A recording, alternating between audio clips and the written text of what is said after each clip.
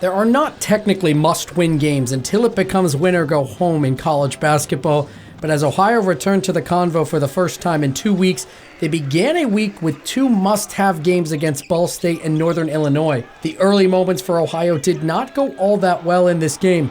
The Bobcats' first basket came on a beautiful feed from Aiden Hadaway to J.J. Kelly, who slammed it home, but after that, it became an offensive struggle. Both Ohio and Ball State were stuck and couldn't score the basketball. The Bobcats went on an 8-minute and 10-second drought where they just couldn't get anything going. Coach was telling us to just stay with it. We work on these shots, and sometimes shots just don't fall. It's every single league in the country. Thankfully for the Bobcats, Ball State was also struggling and couldn't take advantage of the Ohio drought. The Cardinals missed shots and turned the ball over consistently. With 8:45 to play in the first half, Ball State led the game just 13-9. But things changed after Jesse Burris was able to end the Ohio skid.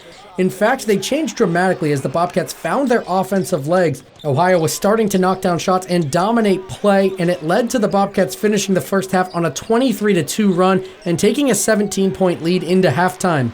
The vibes are high. Everybody's hitting shots. We're getting stops, playing in transition. And when we get stops and we get a chance to get out and run, that's probably some of our best offense. The start to the second half was all Ball State as they quickly went on a 9-0 run and got the lead down to single digits, forcing an Ohio timeout. The rest of the second half became a back-and-forth battle. Ball State would make a push just to be answered by Ohio retaking a double-digit lead. The Cardinals couldn't quite get into the game, but Ohio couldn't quite pull away. So it was kind of choppy, the flow in that stretch.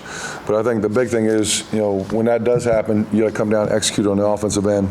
Despite the choppy play, Ohio made shots down the stretch and closed it out to win 69-57. And although it was not technically a must-win, it still was an important one with just 4 games remaining in the regular season. Yeah, I think for us it's just playing our best basketball, and we really haven't done that. We played well in spurts. At Miami, the first 4 minutes, the first half, the last probably 3 of the first half, and the first 4 of the second half, they got us.